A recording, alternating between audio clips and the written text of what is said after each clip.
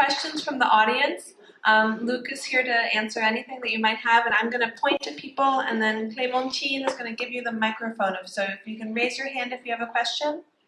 First, I have a question. Who is coming on vacation with me next expedition? Good, good. A few of you. Great. I saw someone in the front row here with a question. How come you didn't do like so much action, even though I know you did? My question was, why was most of the crew members speaking French? Okay. Well, the crew of the boat was actually Ben Wallace, the captain, is the boat owner, is Australian, and the first mate was a New Zealander. And the second mate was French. So yes, there was some French. In the 9 adventurers group, we were 4 French, 4 British, and 1 Swiss. So yeah, there was, you know, about half English and French.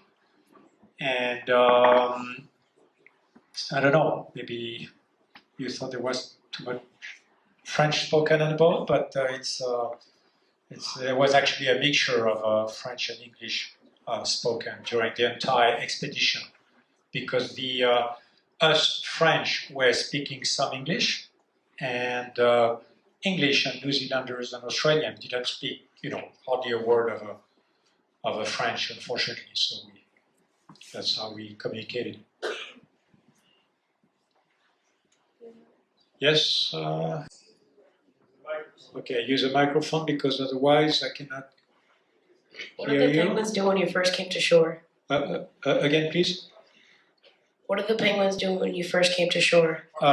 It's kind of like in the, you know, Galapagos or in these places where there is virtually no human threat to their activities and behavior, so they pretty much don't care that there are humans coming on shore. They just go on with their business and whatever that is, and they are very often also very curious, and they, you know, come and approach, and you feel like, you know, you want to hug them, take them with you and all that, which you obviously shouldn't do because that's would change their behavior and it can bring, you know, parasites and microbes or whatever. So, but yeah, no one was really scared there, and most of the animals beyond penguins were much stronger and fierce than us, like the elephant seals you've seen. So, you know, these guys should not be approached at all, for sure. Yes? How did Shackleton's crew survive if most of them couldn't walk? Or, yeah, they all survived. They had a very, very tough time, you know, during this expedition, which lasted much longer than they had planned because it became a really survival expedition as opposed to crossing the continent of Antarctica.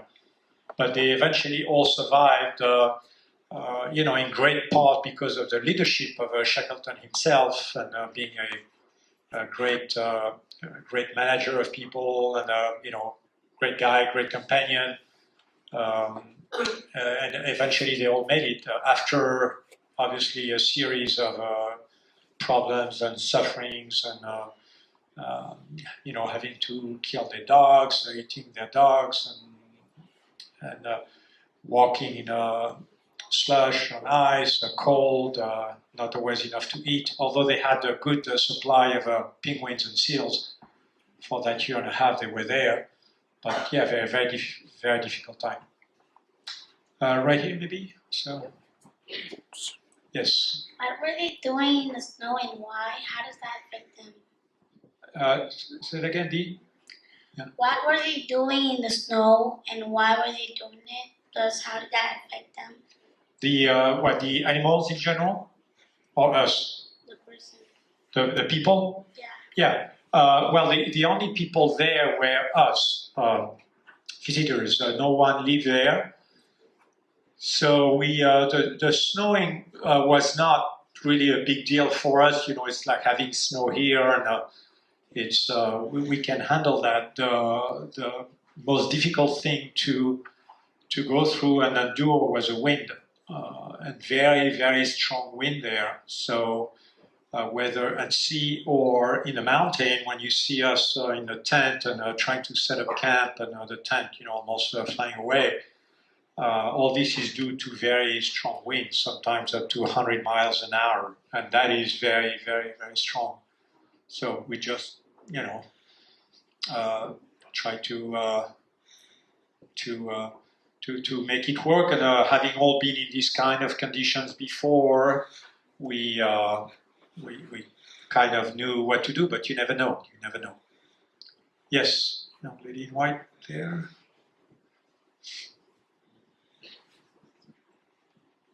How do the challenges that the crew face affect the way they turn out today? How the challenges that they faced affect the way they are today? Well, interesting. It's certainly, well, there were two kinds of people in this group. Some with experience, like myself, I've done a lot of expeditions, but even though I've done quite a few, the boat part, being on a boat for 5 weeks and being always, moved around like a washing machine, heavy cycle all the time. That was a new experience. So that's you're glad you did it, but you're happy it's over. For the some of us, like the young soldiers, was a very interesting experience because they've had much worse experience during their combat tours in Afghanistan and Iraq, and they suffered wounds and grenade shrapnel and all these kind of injuries, but they had never really been in this kind of environment. So it totally opened their mind to other other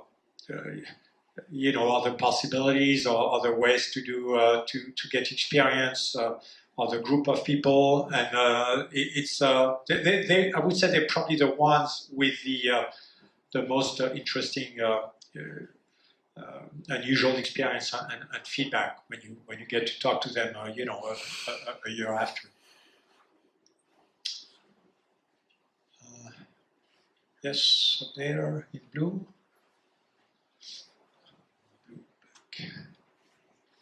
Did anybody have a mental breakdown?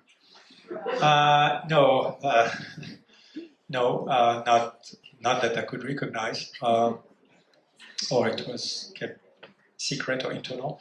No, no one collapsed, or there was no major problem. When you put together an expedition like this, you want to make sure that the people you go with, especially on a boat for 5 weeks, when sometimes you are a week at sea and there is no other option than staying on the boat and dealing with whatever issues come up. So that's, the group was put together with that in mind, that we wanted very strong people and great mental capabilities. But even that said, anything can happen, but nothing serious happened, except a lot of seasickness.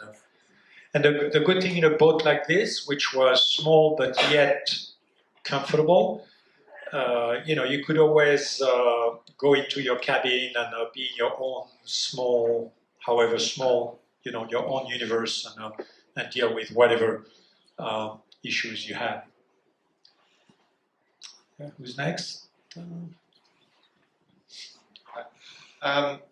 It's a very different way of thinking and living what you experience. I'm guessing that most people in this room would prefer the things that make their lives comfortable, right?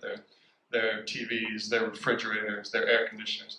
So I'm wondering if you could explain a little bit, what is it that keeps driving you, and maybe others like you, to keep returning to these really inhospitable environments? What pushes you to keep going back and exploring? Yes, it's for me, and probably for the people in that team too, it's mostly curiosity and desire to just explore, see something different. And you don't have to go, that far and that long to do that. You can do that, wherever you live, in your block, or doing a bunch of different things. For me, having been around for a while, and having always had a passion coming probably from my father, who traveled a lot, was in the army, a passion for traveling, adventure. For me, this is a way I can express my curiosity and desire to know more and see more. For others, might be music, might be anything. There is no good way or bad way, but for me, that's what it is. And these places, I mean, no one really enjoys the the cold weather, the wind. It just happens that if you if you want to kind of discover new places, or today you have to go far away, and the safe far away is often related to the the poles, Arctic, or these regions. And for me, it works better than the warmer regions. Although I've been to West Papua and Uganda, Africa, and interesting places as well. But I kind of like these places more. And for others, it would be different. Other questions right here?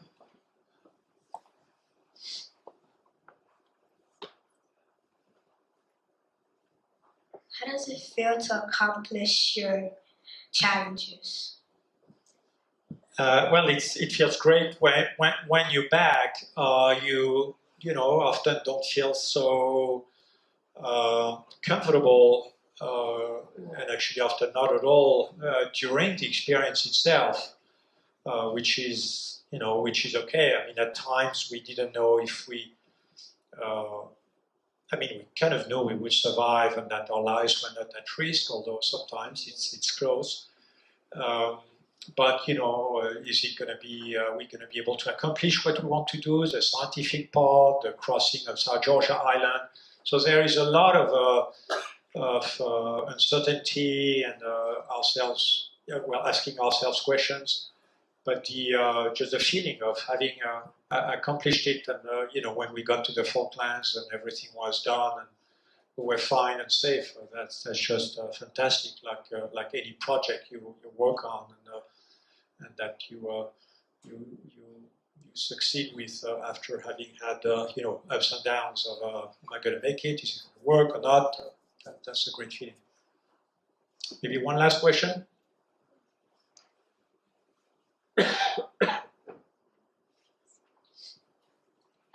No, not one last question.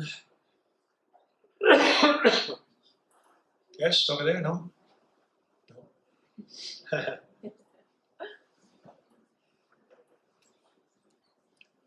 Have time for one more? Anything? Yes? Okay. Blue in the middle.